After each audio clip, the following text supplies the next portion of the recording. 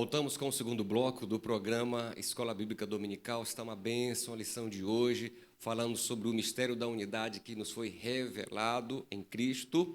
E nós estamos agora, no segundo bloco, tratando do tópico 2. O tópico 2 fala o mistério revelado no Novo Testamento. E nosso comentarista aqui, ele diz que o plano divino oculto quanto à Igreja de Cristo é a ênfase paulina acerca do mistério revelado aos apóstolos e aos profetas.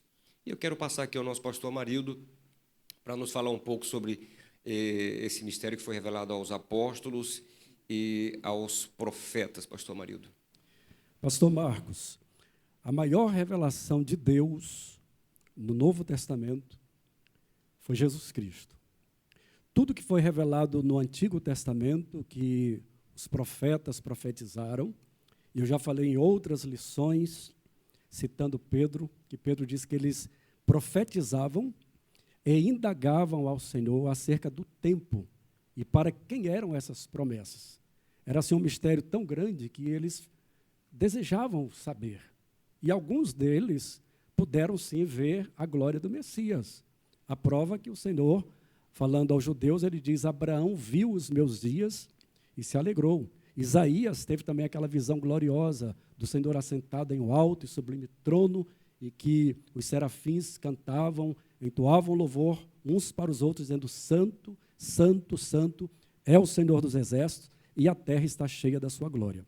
Mas vindo a plenitude dos tempos, o cumprimento das profecias acerca de Cristo, Cristo vem então no tempo estabelecido por Deus. E aí, pastor Nilson, João, no seu evangelho, ele diz: no princípio era o verbo estava com Deus e o verbo era Deus. Diz no versículo 14, ele disse: nós vimos a glória do verbo de Deus, do unigênito do Pai, cheio de graça e de verdade. Quer dizer, o verbo de Deus se fez carne, a palavra que no princípio estava criando todas as coisas, conhecida como verbo de Deus, o Logos de Deus, agora se fez carne, habitou entre os homens, agora a palavra em carne está transmitindo a revelação dos homens. Mas mesmo assim, o que falei, volto a repetir, a dureza dos corações. As suas mentes estavam voltadas para a letra e não podiam perceber a revelação de Deus. Nós vemos que o próprio apóstolo Paulo, ele começa então esse texto se colocando como prisioneiro de Cristo. Ele diz muitas vezes ser indigno de ser chamado apóstolo, ou menor deles, mas aprove ao Senhor. Mas para que Paulo pudesse perceber esta revelação de Deus, como disse o pastor Nilson, nós estávamos conversando, o pastor Nilson usou uma expressão muito importante, foi preciso um choque divino para que ele então pudesse ficar cego. E depois de uma manifestação de uma cura divina, veja o que diz a palavra: as escamas caíram dos seus olhos. A partir daí, ele teve uma revelação do Espírito Santo e uma revelação, queridos, que nenhum dos discípulos, isso é interessante, pastor Marcos, nenhum dos discípulos que andavam com Jesus tiveram esta revelação que Paulo teve. Por isso foi falado aqui da revelação, que a revelação é progressiva. Nós não suportaríamos uma revelação assim no seu todo. Ficaria incompreensível para nós. É como uma criança que está na escola aprendendo as primeiras letras. Então, Deus foi ensinando pouco a pouco, passo a passo, até que veio Jesus Cristo com poder e glória manifestando toda a vontade de Deus. Mas, mesmo assim, perceba que foi preciso um choque para que Paulo pudesse compreender as verdades de Deus. E veja que revelações Deus fez através da vida de Paulo. Então, o nosso autor, ele mostra aqui nesse primeiro subtópico, do segundo tópico, no meio desse subtópico, ele diz que o mistério divino não poderia ser desvendado por meio do raciocínio intelectual. Portanto, o apóstolo enfatiza que o mistério foi dado a conhecer por meio da revelação divina e não por sabedoria humana. Paulo, ele chega a escrever dizendo: quando eu fui ter convosco, eu não fui com palavras persuasivas de sabedoria humana, mas veja o que ele diz: mas em demonstração de espírito e poder. Queridos, precisamos entender que toda a Escritura ela é divinamente inspirada. O Espírito Santo de Deus inspirou essas sagradas letras, inspirou os homens a escreverem tudo isto que serve para a nossa edificação. Portanto, eu tenho comigo, pastor Nilson, que é necessário que, uma vez que o Espírito Santo inspirou, nós precisamos buscar, sim, do Espírito Santo a revelação, a interpretação, para que não venhamos a interpretar de forma errada. Por isso, muitas pessoas não crescem na fé, não são edificadas, porque interpretam as Santas Escrituras erroneamente.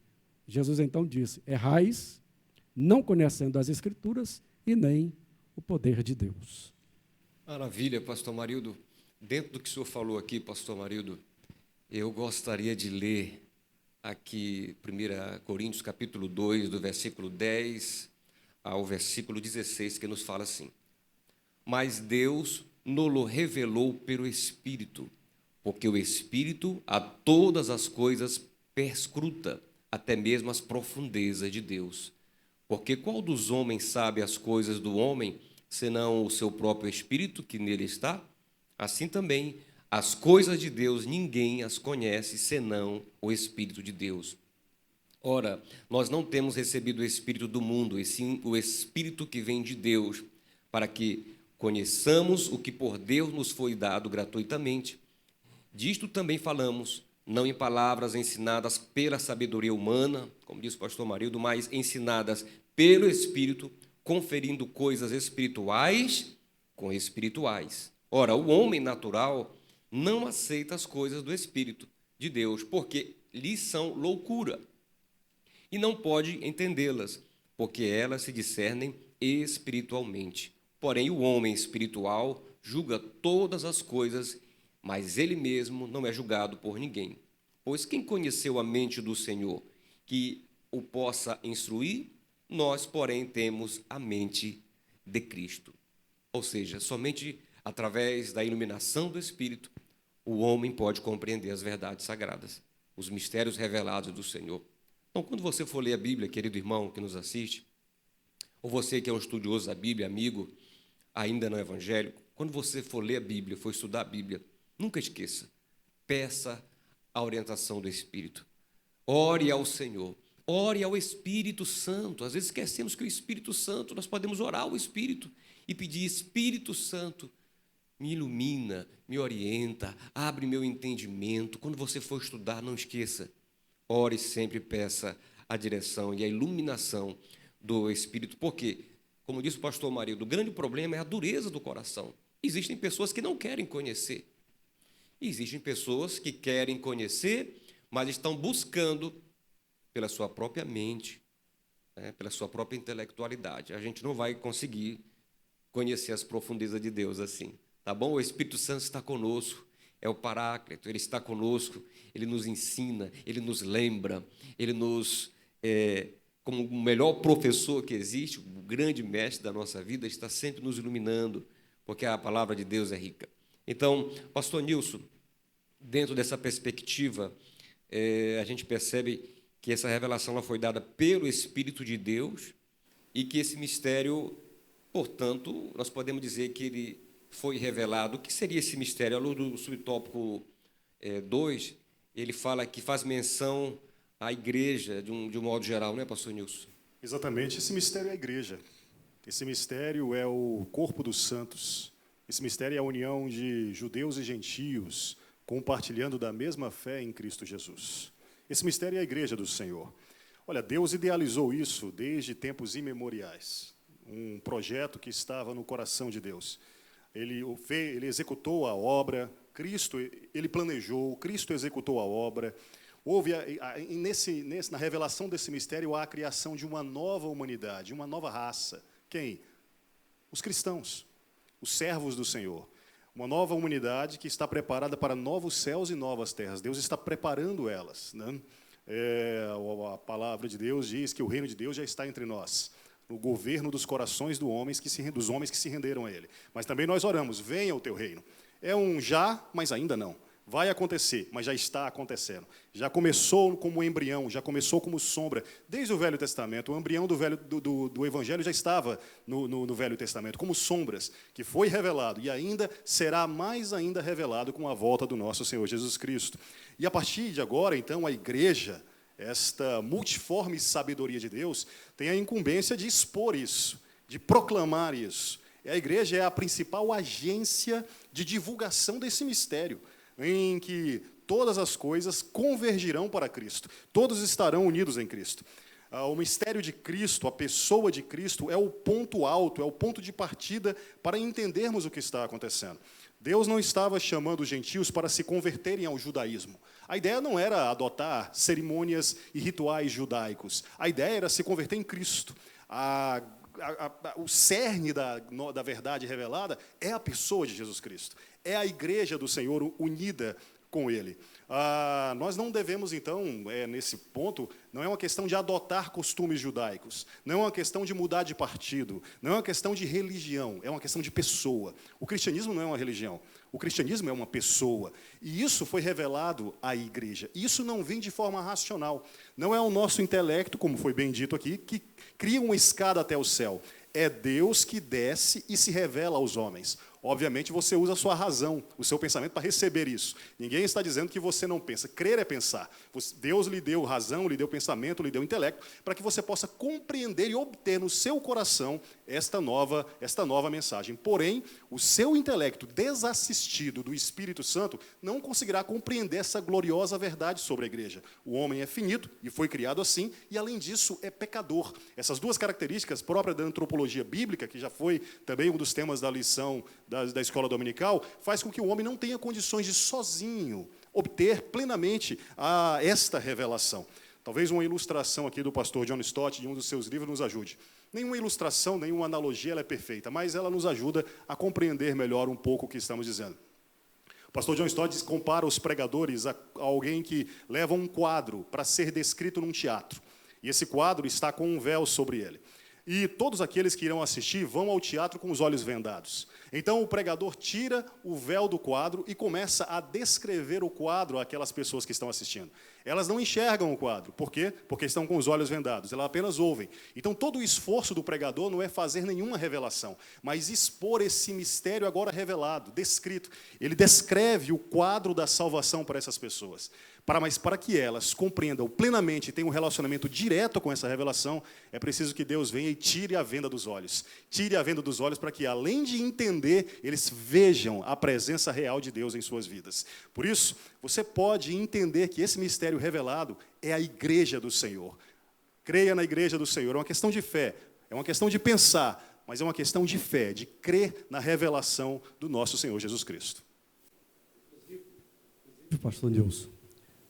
No subtópico 3, o autor da nossa lição ele diz que até mesmo alguns líderes da igreja primitiva demoraram a entender esse mistério onde todos são aceitos em Cristo. E vejam só, quantos conflitos existiram após a subida de Cristo para que houvesse então essa união ou a própria pregação do evangelho para os gentios. Pedro ele só vai à casa de Cornélio porque o Espírito Santo de Deus o ordena a ir. O Senhor se revelou a Cornélio, está no capítulo 10 de Atos dos Apóstolos. O Senhor se revela a Cornélio, dá ele um direcionamento, e ele manda então buscar a Pedro. Mas antes que os mensageiros chegassem a Pedro, o Espírito Santo de Deus, como nós estávamos falando, aquele choque, o Espírito Santo de Deus já falou a Pedro, dizendo: tem alguns homens te procurando, você deve ir com eles. É quando Pedro vai. Mas vejam, irmãos, que quando Pedro chega na casa de Cornélio, a primeira palavra de Pedro é: não nos é lícito. É uma tradição nossa. Não nos é lícito entrar na casa de gentios. Mas, aí vem o mas, né? Glória a Deus por isso. Nós precisamos louvar a Deus em todo o tempo por causa desse mas. Mas agora, portanto, a graça de Deus se manifestou, trazendo então salvação a todos os homens. Foi necessário realmente. Vejam só, nesse momento de Pedro na casa de Cornélio, só houve uma maior credibilidade porque Pedro estava pregando a palavra, ainda não havia terminado de pregar a palavra, quando o Espírito Santo de Deus veio sobre a vida de Cornélio e começaram a falar línguas estranhas. Foi quando então ele disse: entendo por verdade que realmente o evangelho se estende também para os gentios. Maravilha, pastor Marildo, maravilha. Há um texto aqui, pastores, queridos irmãos que nos assistem, você pode dar uma olhadinha, só para a gente fazer justiça aqui a essa proclamação do mistério também no Antigo Testamento. Em Isaías 49, o texto é muito explícito e diz assim, 49 de Isaías, versículo 6. Sim, diz ele, pouco é o seres meu servo para restaurares as tribos de Jacó e tornares a trazer os remanescentes de Israel. Também te dei como luz para os gentios, para seres a minha salvação até a extremidade da terra. E ele está falando aqui de Cristo. Então, sempre foi o plano do Senhor congregar todos os povos. O Senhor sempre teve esse projeto, né, pastor Marildo, que ele foi revelando progressivamente. Hoje é mais fácil para nós compreendermos. Quer dizer, alguns também não querem compreender. E, enfim, o ser humano continua com esse livre-arbítrio, como disse o pastor Nilson, nós temos racionalidade, Deus nos dotou dessa capacidade de compreender o sagrado, o transcendente, à luz da sua palavra. Essa revelação, portanto, é dada pelo Espírito Santo de Deus. Então, de um modo geral, o mistério revelado é a igreja. E quando a nossa lição fala de mistério da unidade, ela quer, portanto, dizer que Deus, então, revela de uma vez por todas, ele esclarece agora para todos nós, ele torna mais claro. Significa, quando o apóstolo Paulo usa esses termos como agora, significa que agora está mais claro para nós.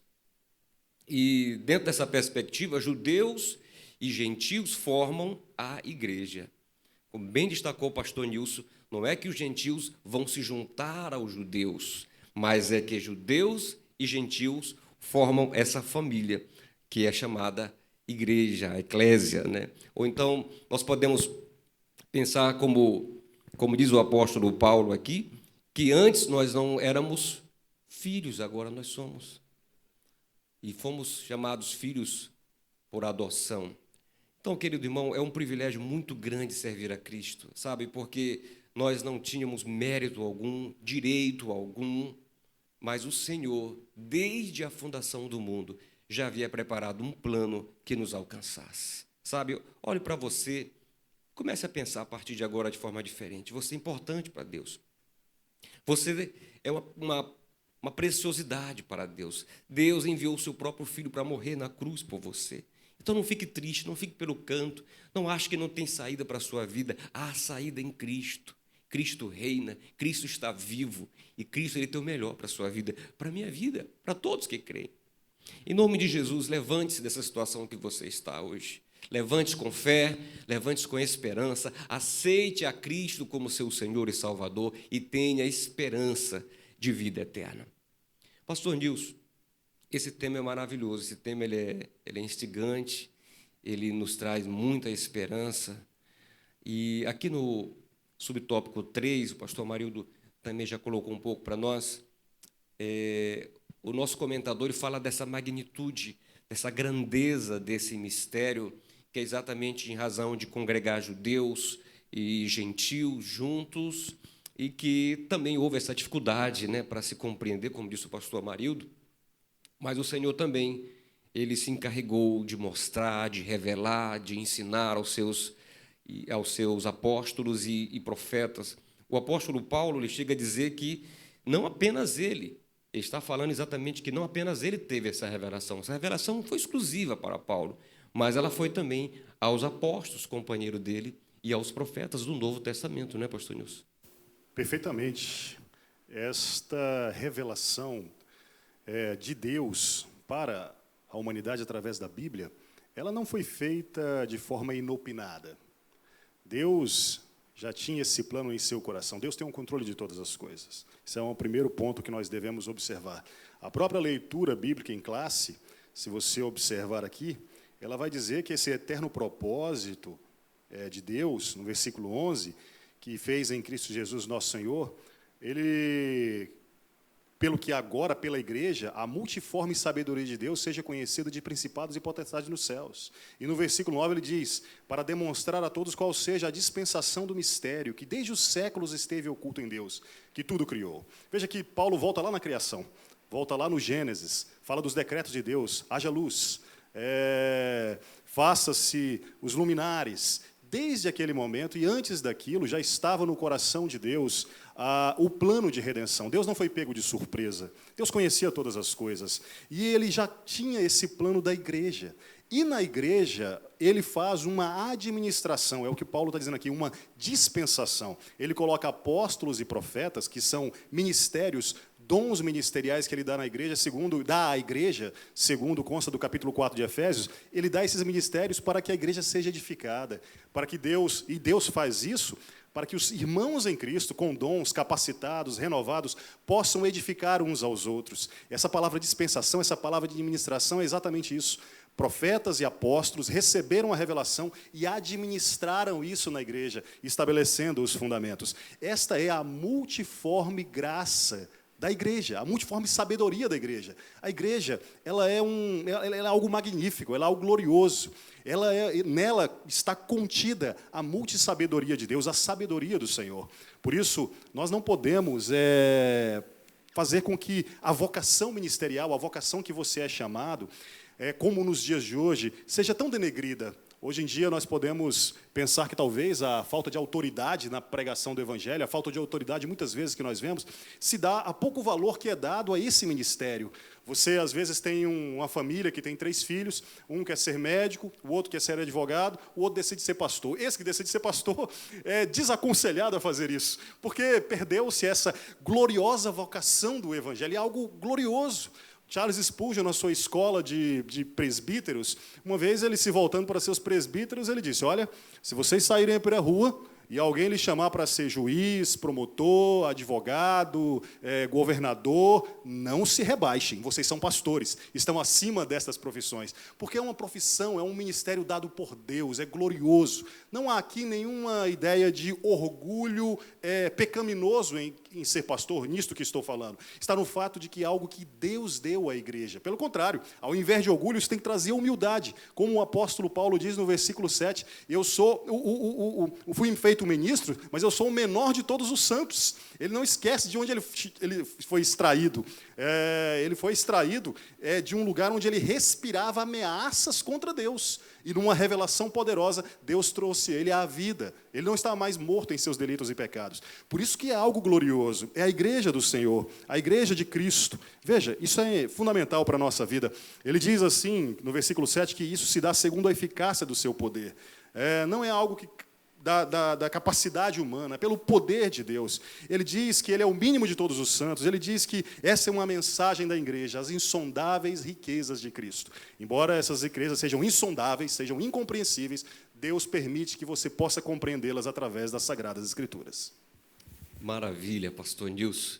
Maravilhoso ter essa chamada de Deus, ter essa incumbência, essa santa responsabilidade, eu diria, é uma santa responsabilidade a pregação do Evangelho. Nós não somos dignos dessa santa responsabilidade, não éramos merecedores.